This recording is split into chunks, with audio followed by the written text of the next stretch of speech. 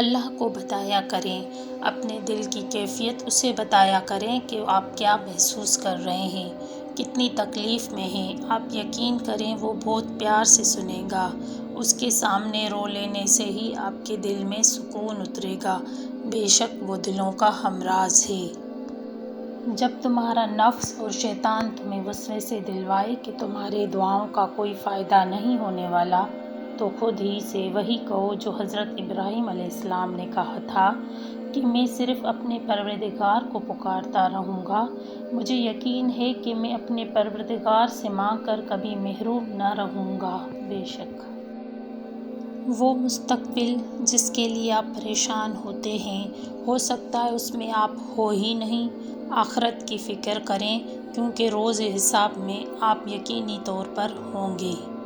اللہ کی رضا کی خواہش نصیب ہو جائے تو باقی ہر خواہش سے چھٹکارا حاصل ہو جاتا ہے۔ بے شک لوگوں کی نصیحت نہیں، کیفیت بدلا کرتی ہے۔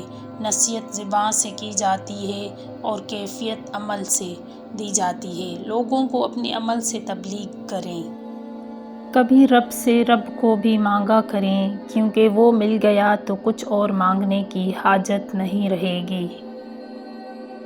اگر آپ اپنی آنکھوں کے ہوتے ہوئے بھی نہ خود کو دیکھ سکیں، نہ پہچان سکیں اور اپنی آنکھوں سے صرف دوسروں کو دیکھتے رہیں تو کیا آپ دیکھنے والے کہلائیں؟ اپنی آنکھوں کے ہوتے ہوئے خود کو نہ دیکھ سکنے والا نابینا ہی تو ہے۔ اپنے غم کی نمائش نہ کر، اپنے نصیب کی آزمائش نہ کر۔ جو تیرا ہے تیرے پاس خود آئے گا، ہر روز اسے پانے کی خواہش نہ کر۔ تقدیر بدل جائے گی اے انسان، تو اللہ پہ بھروسہ تو کر۔ مسکرانا سیکھ لے، وجہ تلاش نہ کر۔